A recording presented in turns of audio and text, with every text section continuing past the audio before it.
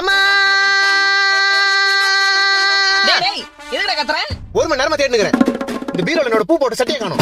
பீரோலயும் சரி வாழ்க்கையிலும் சரி நான் தேடுற விஷயம் மட்டும் கிடைக்க மாட்டேங்குது. டேய் பீரோல தான் மடிச்சு வச்சேன் பாருடா. நான் கபோர்ட்ல தேடினுக்கிறேன்.